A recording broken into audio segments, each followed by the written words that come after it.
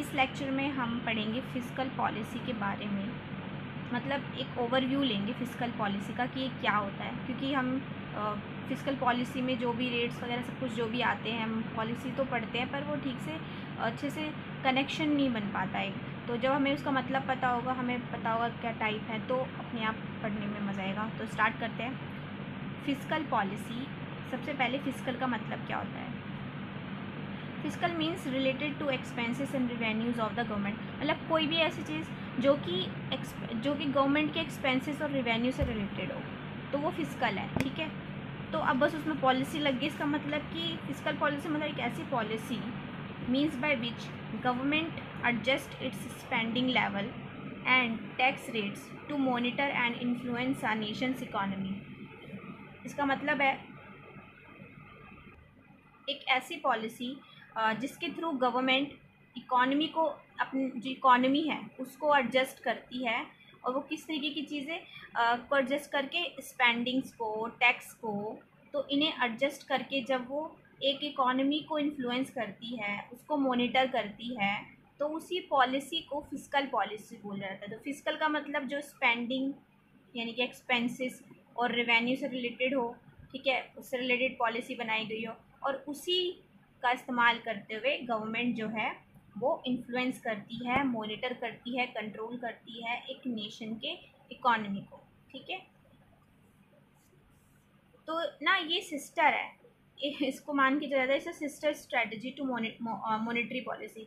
तो एक monetary policy होती है, इतनी बड़ी में पढ़नी पड़ती है। मॉनेटरी पॉलिसी की सिस्टर स्ट्रेटजी की तरह काम करती है ये।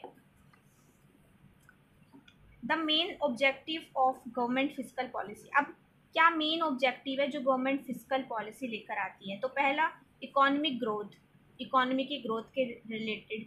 ग्रोथ के बारे में तो हम तब समझेंगे ना जब हमें स्पेंडिंग के बारे में और रिवेन्यू के बारे में पता चलेगा। ये दो टर्म्स बहुत ज़्यादा ही बड़े मेन टर्म्स होते हैं, क्योंकि पूरी इकोनॉमी चलती है इनके ऊपर, है कि नहीं है। Maintain high level of employment, employment का लेवल हाई मेंटेन करने के लिए, क्योंकि प्राइस बढ़े घटे, डिमांड बढ़ी घटी, सप्लाई बढ़ी घटी, इनसे इन्फ्लेशन रिफ्लेशन, इनसे एम्प्लॉयमेंट पे बड़ा इम्पैक्ट पड़ता है। तो ये भी हमें फिस्कल पॉलिसी से पता चल सकता है, हम उसे मेंटेन कर सकते हैं। कंट्रोल इन्फ्लेशन, जैसे कि अभी बोला ही, इन्फ्लेशन आप कंट्रोल कर सकते हो अगर आपको स्पेंडिंग रेवेन्यूज़ के बारे में पता है तो ये मेन 3 ऑब्जेक्टिव हो गए, ये तो दिमाग में चले गए होंगे आई होप। दो तरीके की होती है। पहला होता है expansionary fiscal policy. Expansionary fiscal policy में क्या होता है, मतलब आप नाम से पता चला है कि एक्सपेंशन किया जा रहा है, एक ऐसी फिस्कल पॉलिसी बनाई जा रही है जिससे कि एक्सपेंशन मतलब बढ़ाया जाए, एक्सपेंड किया जाए। तो इसमें क्या करती है, मतलब मान लो कोई ऐसी सिचुएशन है जब इकॉनमी बिल्कुल डल चल रही है, स्लो चल रही है, अनएम्प्लॉयमेंट बहुत ज़्यादा है, ठीक है, तो ऐसे में जो इकॉनमी है उसको पुश करने के लिए गवर्नमेंट क्या करती है, स्पेंडिंग्स को बढ़ा देती है।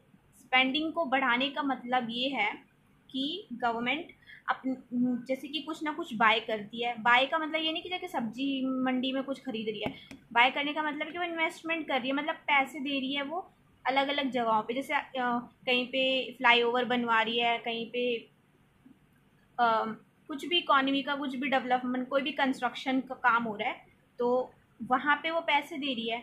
तो उससे क्या होगा, वो पैसे जब देगी तो उससे एक तो एम्प्लॉयमेंट भी जनरेट होगी, जॉब मिलेगी बहुतों को उस काम को करने के लिए, है ना। तो ये है गवर्नमेंट इंक्रीज करती है अपनी स्पेंडिंग्स को। उसके साथ साथ टैक्स के लेवल को भी कम करती है। जब टैक्स का लेवल कम होगा, अभी कोई जूता तुम्हारा 2000 का मिल रहा था, टैक्स की वजह से अगर उस पर टैक्स कम हो गया, मान लो 1500 का हो गया, तो आप उसे ख़रीदना चाहोगे ना, अगर आपकी कैपेसिटी है 1500 की ख़रीदने की। तो बस वही बात है, तो टैक्स का लेवल जब कम होगा तो डिमांड भी बढ़ती है। To increase the aggregate demand in the economy, obviously भी मैंने बोल दिया कि एग्रीगेट डिमांड को बढ़ाने के लिए चीज़ें करनी पड़ती है। डिमांड तो तभी बढ़ेगी ना जब प्राइसेस कम होंगे, आपके जेब में पैसा होगा तभी तो होगा। और दूसरे टाइप की होती है, थोड़ा सा इसको ऐसे कर लेते हैं, कॉन्ट्रैक्शनरी फिस्कल पॉलिसी।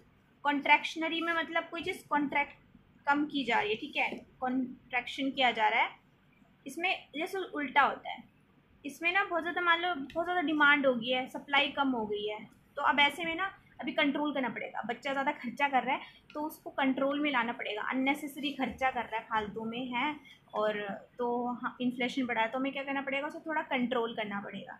तो कैसे कंट्रोल होगा, गवर्नमेंट जो है स्पेंडिंग को कम कर देगी, इंफ्रास्ट्रक्चर वगैरह पे कम इन्वेस्ट करेगी, इन्वेस्टमेंट कम करेगी, पैसा मार्केट में कम देगी, मतलब इस तरीके से देगी, एंड टैक्स लेवल बढ़ा देगी।